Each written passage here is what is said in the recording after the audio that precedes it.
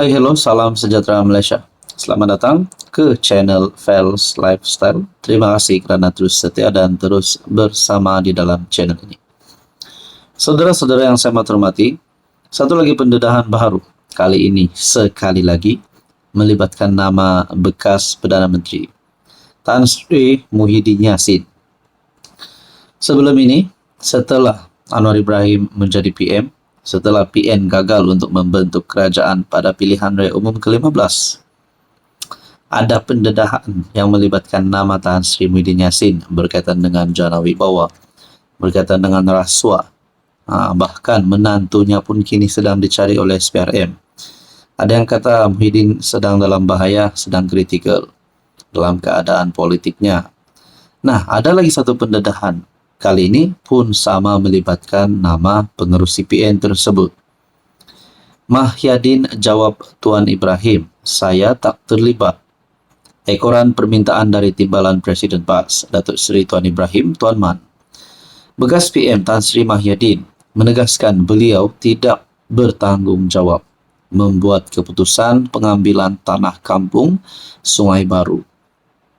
Dalam satu kenyataan, Muhyiddin berkata, keputusan pengambilan tanah tersebut yang dibuat di bawah Akta Pengambilan Tanah 1960 tidak melibatkan beliau sebagai PM pada ketika itu.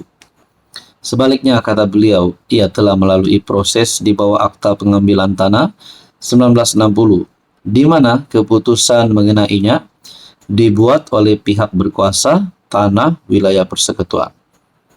Saya telah ditomah bertanggung jawab membuat keputusan pengambilan tanah kampung Sungai Baru. Jika pengambilan tanah tersebut tidak dibuat mengikut lunas undang-undang, mahkamah boleh menentukan hak-hak pihak yang terjejas. Terdahulu kenyataan Tuan Ibrahim yang meminta pihak tertentu dalam PN memberikan penjelasan dalam isu kampung Sungai Baru dianggap orang ramai sebagai satu pengakuan bersalah. MP Kubang Kerian itu berpendapat ada kewajaran bagi pihak yang terlibat dengan isu pengambilan tanah berkenaan ketika pentadbiran PN untuk memberi penjelasan. Sebelum ini, Tuan Ibrahim dan rombongan datang ke kampung Sungai Baru menyatakan sokongan kepada perjuangan mereka. Namun dalam taklimat pemimpin penduduk di situ, mereka menyalahkan para pemimpin PN dahulu yang menyerahkan tanah di situ kepada pemaju. Nah, adakah di sini sebenarnya Tuan Ibrahim menggesa Muhyiddin untuk membuat pengakuan?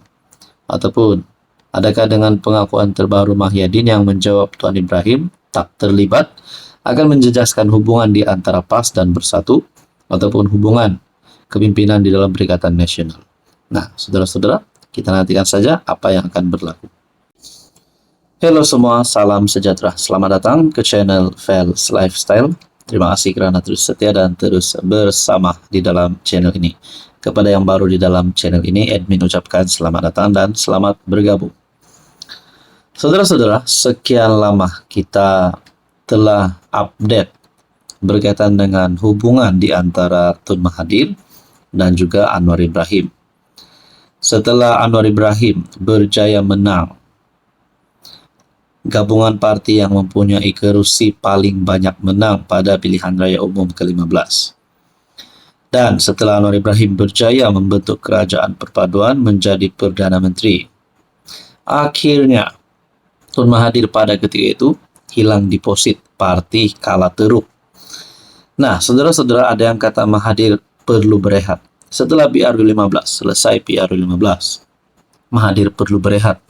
Mahathir sudah kritikal dalam keadaan politiknya, tidak mampu tumbangkan Anwar lagi. Ada yang kata Mahathir, jangan campur tangan urusan kerajaan. Mungkin Mahathir memang sudah dalam memori kita, kerana beliau pernah menjadi Perdana Menteri dan sangat banyak jasa terhadap negara. Saya sangat respect Tun Mahathir. Tapi mungkin betul juga, sudah tiba waktunya Tun Mahathir untuk rehat.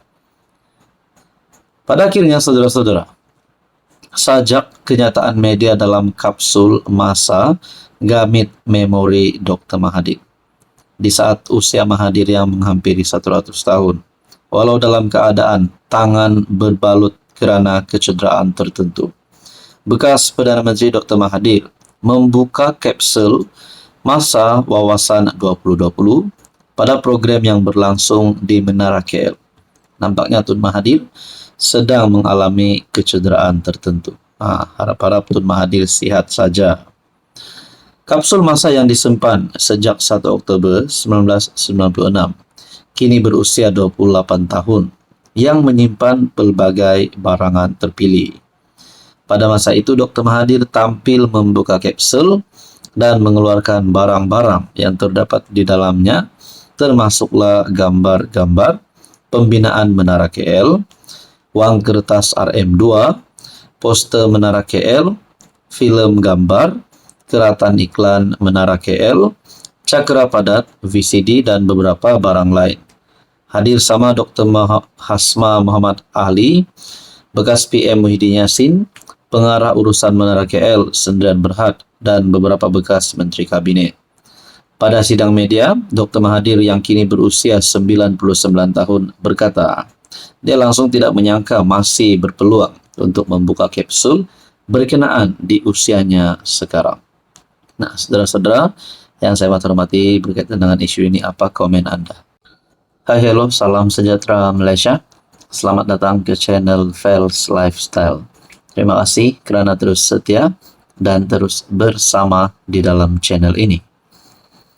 Pilihan Raya Negeri Sabah pada tahun ini antara yang menjadi tumpuan seluruh rakyat Malaysia dan paling utama menjadi tumpuan seluruh rakyat di negeri di bawah bayu. Sebelum Pilihan Raya Negeri Sabah diumumkan, berkaitan dengan skandal rasuah di Sabah telah menjadi satu cerita yang paling panas di kalangan rakyat Sabah. Di kedai kopi, di mana-mana saja, terutamanya di media sosial, menyebut tentang isu ini. Lebih-lebih lagi, beberapa kepimpinan tertinggi kerajaan negeri Sabah disebut dan beberapa wakil rakyat di dalam kerajaan negeri Sabah GRS disebut di dalam skandal ini.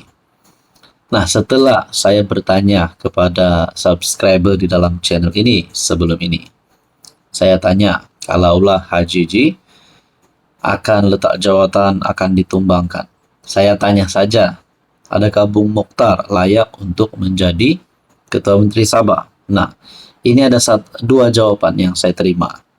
Yang pertama, salah satu menjawab tidak layak. Nah, saya tanya, adakah Bung Mokhtar bakal dilantik jadi Ketua Menteri Sabah yang baru selepas ini? Jawaban pertama berkata tidak layak. Nah, jawaban kedua pula, yang layak ialah Datuk Jeffrey Kitingan. Seperti yang kita tahu, Presiden STA Datuk Jeffrey Kitingan adalah timbalan Ketua Menteri Sabah. Mungkin beliau adalah pemimpin ataupun sosok yang paling terdekat untuk menggantikan Haji Jinor sebagai Ketua Menteri Sabah.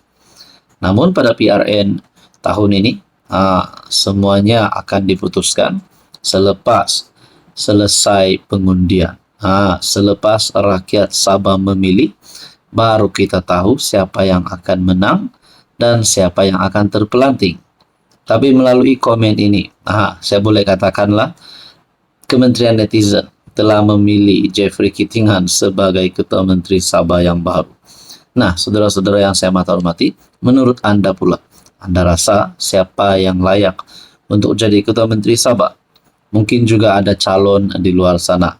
Sebelum ini pun saya telah menerima komen, Kementerian Netizen juga memilih Shafie Apdal untuk menjadi Ketua Menteri Sabah dan menggesa HJJ untuk letak jawatan dan sebagainya. Tapi semua itu hanyalah komen biasa dan hanya pandangan. Akhirnya kita nantikan selepas Pilihan Raya Negeri Sabah 2025. Pilihan Raya Negeri Sabah ke-17. Saudara-saudara yang saya hormati, apa komen Anda berkaitan dengan isu ini? Silakan komen di bawah. Teruskan bersama di dalam channel ini untuk isu yang seterusnya.